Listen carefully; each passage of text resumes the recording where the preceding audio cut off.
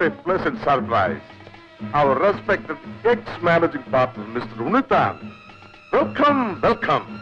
Please come and take your honorable seat. Huh? Come.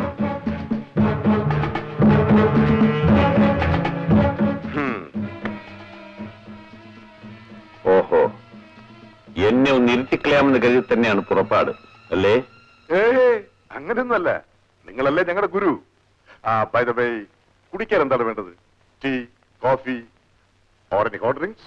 ആശാനെ, hot drinks നമ്മളുണ്ടാക്കിയതല്ല, foreign imported stuff. നിങ്ങളുടെ ഉദ്ദേശം മനസ്സിലായില്ല. Very simple. ഈ ബ്രീഫ് കേസിലുള്ള 10 ലക്ഷം രൂപയുണ്ടല്ലോ, അത് ഞങ്ങൾക്ക് വേണം. ഇതിൽ പണമുണ്ടെന്ന് നിങ്ങളോട് ആര് പറഞ്ഞു? ഇതറിയാനാണോ ആശാൻ ഇത്ര പ്രയാസം? ഞങ്ങൾക്കും ഞങ്ങളുടേതായ വഴികളൊക്കെ ഇല്ലേ? ലക്ഷക്കണക്കിന് രൂപ കൊള്ളലാഭം ഉണ്ടാക്കിയിട്ടും പാർട്ട്ണർഷിപ്പ് തുക മാത്രം തന്നല്ലേ നിങ്ങൾ ഞങ്ങളെ പറഞ്ഞയച്ചത്. അതുകൊണ്ട് ഇതും കൂടി തന്നേക്കണം. ഉണ്ണിത്താൻ, അറിഞ്ഞുകൊണ്ട് തന്നാൽ ജീവനോടെ വീട്ടിൽ പോകാം, ഇല്ലെങ്കിൽ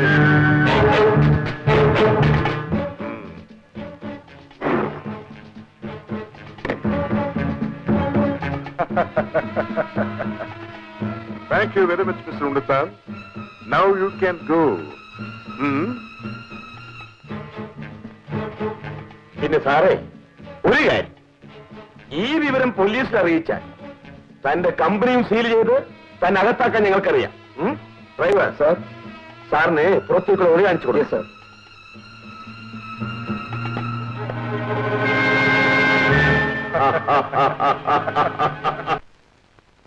പോലീസ് അവിടെ എത്തും മുമ്പ് എന്ത് നടന്നു എന്നുള്ളതിന് ഐ വിറ്റ്നസ് ഇല്ല.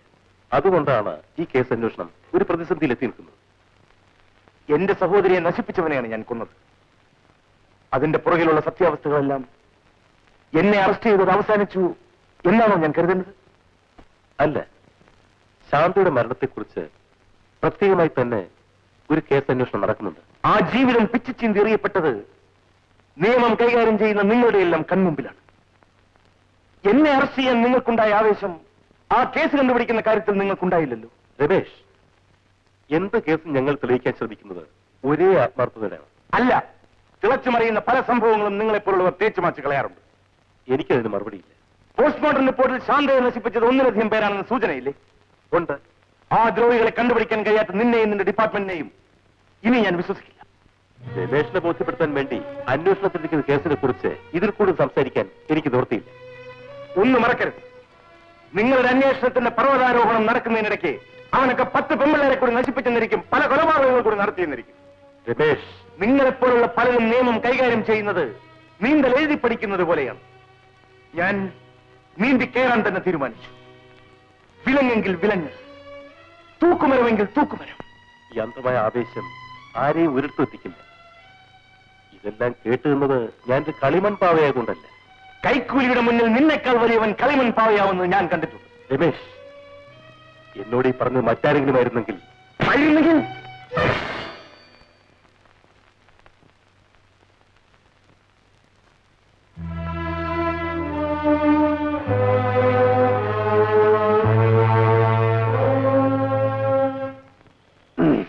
ചേട്ടാ മതി പോവാം. വാളടിക്കുന്ന ലക്ഷണം ഉണ്ടെന്നാ തോന്നുന്നു.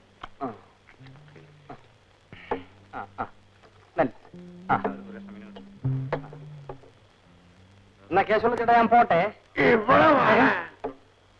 എന്നെ വിടാനോ? വിട് കേശവ ചേട്ടാ. എന്നെ വിടാനോ?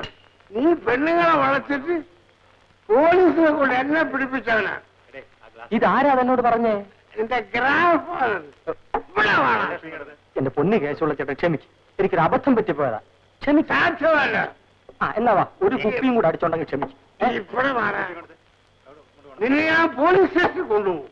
ഈ പരുവത്തിൽ കണ്ടാ നമ്മളെ രണ്ടുപേരെ അങ്ങ് അകത്താക്കും. സാരമില്ല, എനിക്ക് കോടതി അടച്ചിരിക്കാം. തുറക്കുമ്പോ വന്നാ മതി. മുണ്ടഴിഞ്ഞു പോകുന്നു, പിടിച്ചോ.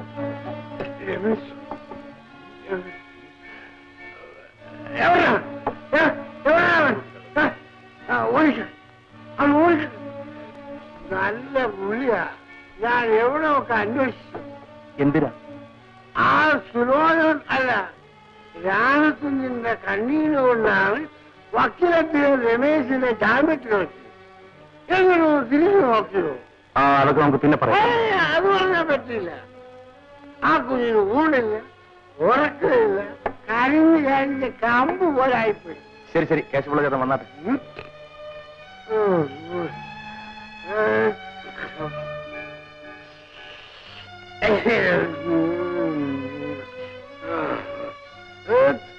നല്ല സുഖം, ബെസ്റ്റ് കാലാവസ്ഥ.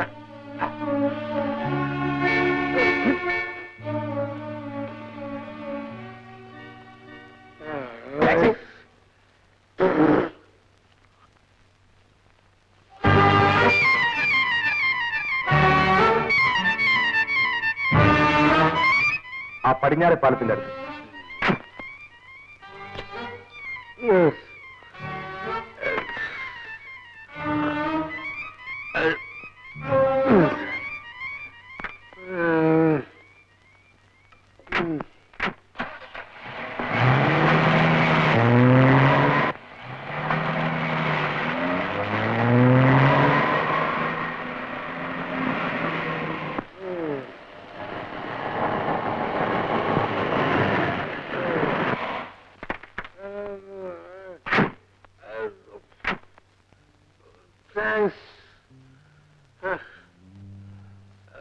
ഞാൻ അറിയാതെ ഇത്തിരി ഓവറായിപ്പോയി.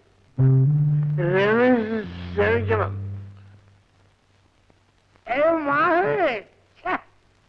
എടേ കല്യാണി, നീ എന്നെ ഒന്ന് അകത്തേക്ക് എടുത്ത് പിടിച്ചാത്തേക്ക് കൊണ്ടുപോയി.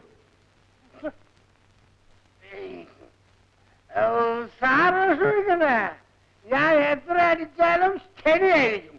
അതാണ് എന്റെ ഒരു കോൺഫിഡൻസ്. എന്റെ ഭഗവാൻ, ഈ മനുഷ്യനെ കൊണ്ട് ഞാൻ തോറ്റു. ഇങ്ങോട്ടോ ഇനി ഇങ്ങോട്ടോ സാർ, നേരെ വിട്.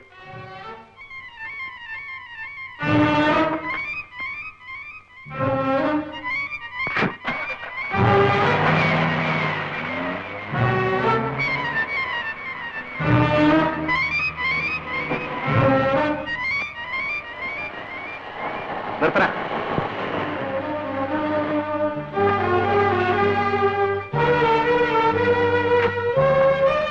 ഇറങ്ങ.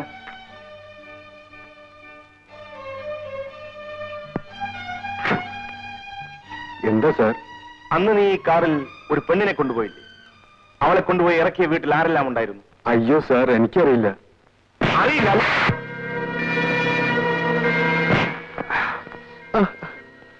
പറയണം.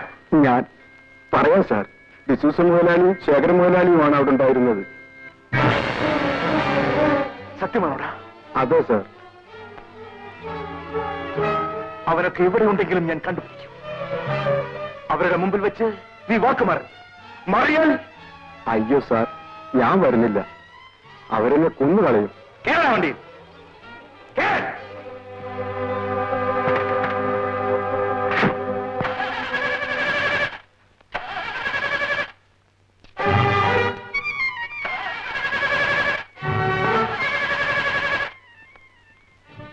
സാർ, വിരോധമില്ലെങ്കിൽ ഒന്ന് തള്ളിത്തരണം.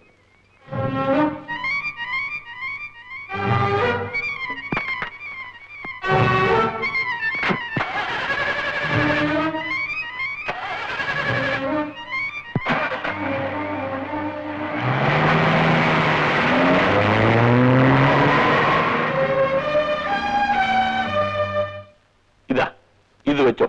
ഒന്നുകൊണ്ട് പേടിക്കണ്ട, എല്ലാത്തിനും ഞാനുണ്ട്. മുതലാളി, ഇവന്റെ വണ്ടി നമ്പർ പലർക്കും അറിയാം.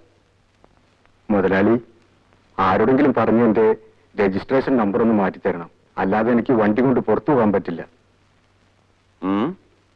നിന്റെ രജിസ്ട്രേഷൻ നമ്പർ മാറ്റണല്ലേ? അതെ. മാറ്റിത്തരാം.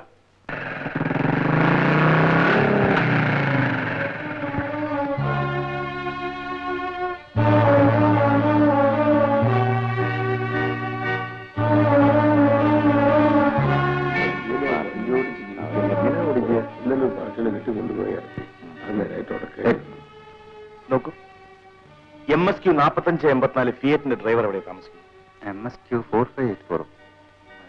ആ, ഇവിടെ അങ്ങോട്ട് പോയാ ഒരു മാന്തോപ്പ് കാണാം. അതിന്റെ അടുത്ത വീട്, നമ്പർ 32. എന്താ കാര്യം? ഒന്ന് ടിങ്ക വർക്ക് ചെയ്യാണ്ട് ബാക്കി അതിന് പ്ലാൻ ചെയ്യാൻ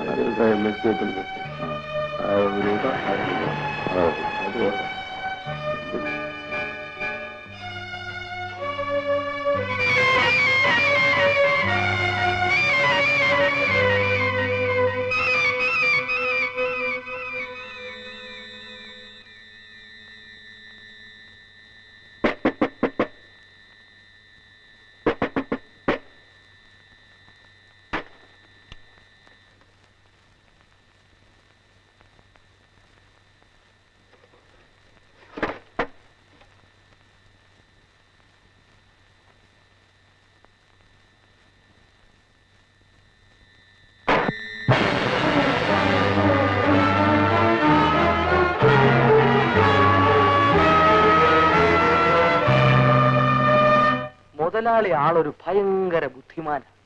എന്താടാ? ടാക്സി ഡ്രൈവറുടെ രജിസ്ട്രേഷൻ നമ്പർ ഇങ്ങനെയാണ് മാറ്റാൻ പോകുന്നതെന്ന് ഞാൻ അറിഞ്ഞില്ല. എടാ, നീ എന്നെ കുറിച്ച് അറിയാൻ പോകുന്നതേ ഉള്ളൂ. Yes, come in. ദാ വരുന്നു.